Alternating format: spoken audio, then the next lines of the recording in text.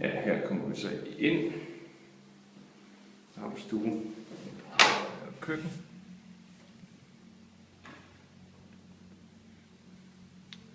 Her, der kan man så have et spisebord der, og så stuen herovre foran.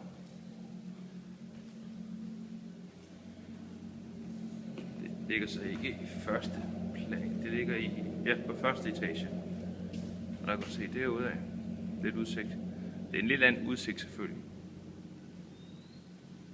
Men som du kan se, en kæmpe terrasse. Hvor man både kan spise, stue og alt muligt.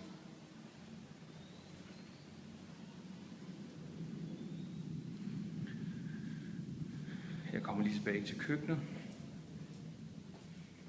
Her har du et lille værelse. Det kunne godt være et karleværelse.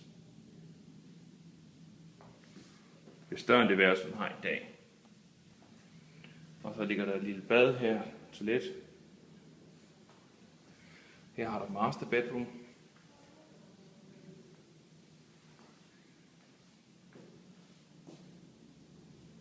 Herinde har du badeværelsen.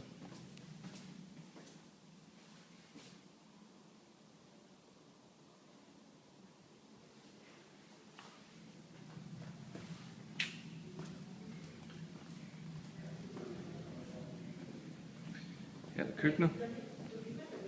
Der er kogeplader her, men det tror jeg ikke, man kommer til at bruge. Det der hedder tørkøkken.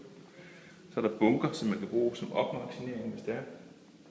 Så der er et vådt køkken her med kogeplader. Så er der baggang der. Og herinde der maidsrummet. Og herovre maids toilettet.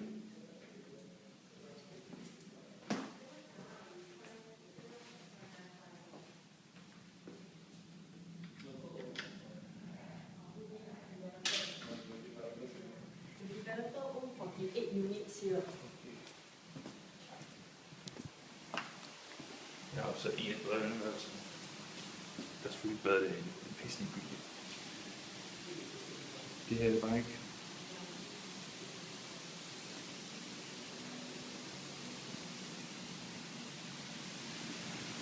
Og det ser ud bag til. Det er en lille fælles terrasse her.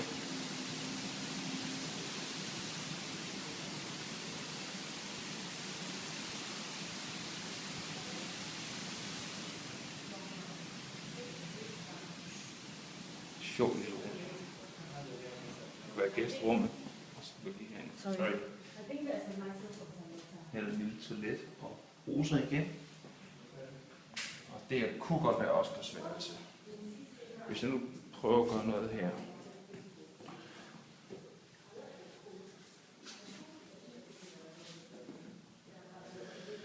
Der vil Oscars seng komme til at stå. Den må stå cirka der ved min sko.